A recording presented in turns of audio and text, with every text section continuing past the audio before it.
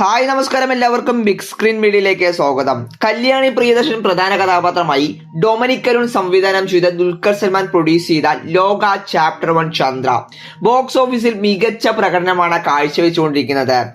ആദ്യമായി ഒരു മലയാള സിനിമ 300 കോടി നേടാൻ പോവുകയാണ്.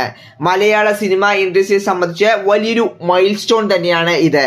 അപ്പോൾ ലോക മൂവിയിലെ താരങ്ങൾ എത്രയാണ് പ്രതിഫലം വാങ്ങിയത് എന്നതിനെ കുറിച്ചാണ് നമ്മൾ ഇന്ന് ഈ വീഡിയോയിൽ നോക്കാനായിട്ട് പോകുന്നത്. വെറും 30 കോടി ബഡ്ജറ്റിലാണ് ലോക നിർമ്മിച്ചിരിക്കുന്നത്. മറ്റുള്ള ഇൻഡസ്ട്രികളിൽ 200-300 കോടി ബഡ്ജറ്റിൽ പടങ്ങൾ വരുന്നു. എന്നാൽ അത്രയും ബഡ്ജറ്റിന്റെ ക്വാളിറ്റി ആ ഒരു സിനിമകളിലൊന്നും തന്നെ കാണുന്നില്ല. അതിനുള്ള പ്രധാന കാരണം താരങ്ങളുടെ ഭീമമായ പ്രതിഫലമാണ്. അപ്പോൾ 30 കോടി മുതൽ മുടക്കിലെത്തിയ ലോക മൂവിയിലെ താരങ്ങളുടെ പ്രതിഫലം എത്രയാണ് എന്ന് നമുക്ക് നോക്കാം. അതിലാദ്യത്തേത് സണ്ണി വെയിൻ ആണ്. ലോക മൂവിയിൽ ഒരു ക്യാമിയോ റോളിലാണ് സണ്ണി വെയിൻ എത്തിയിരുന്നത്.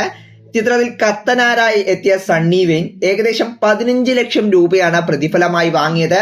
അതുപോലെ തന്നെ മറ്റൊരു കഥാപാത്രമായി എത്തിയ അന്നാബൻ 10 ലക്ഷം രൂപയോളമാണ് ലോക മൂവിയിൽ അഭിനയിക്കുന്നതിനായി പ്രതിഫലമായി കൈപ്പറ്റിയിരുന്നത്. ലോക മൂവിയിൽ ഒരു പ്രധാന കഥാപാത്രമായിട്ട് എത്തിയ അരുൺ കുര്യൻ ഏകദേശം 15 ലക്ഷം രൂപയാണ് പ്രതിഫലമായി വാങ്ങിയത്. അതുപോലെ തന്നെ മറ്റൊരു കഥാപാത്രമായി എത്തിയ ചന്തു സലീം കുമാറിന്റെ പ്രതിഫലം എന്ന് പറയുന്നത് ഏകദേശം 10 ലക്ഷം രൂപയാണ്. അടുത്തത് ലോക മൂവിയിൽ നാച്ചിയപ്പ് ഗൌഡ എന്ന വില്ലനായി എത്തിയ സാൻഡി മാസ്റ്റർ ഏകദേശം 1.5 കോടിയോളം രൂപയാണ് പ്രതിഫലമായി വാങ്ങിയിരുന്നത്.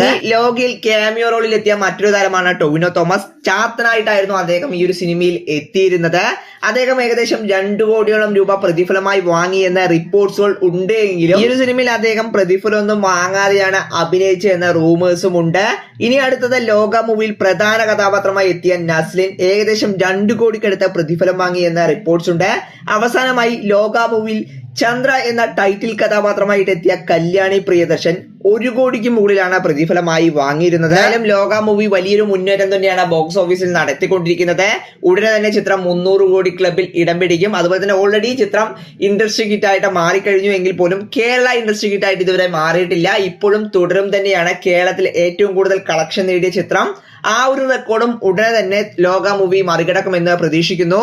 അപ്പോൾ ഇത്രയുള്ള ഫ്രണ്ട്സ്, ഇതുപോലൊരു ഇൻട്രസ്റ്റിംഗ് ആയിട്ട് വീഡിയോ ആയി കാണാം. ബൈ.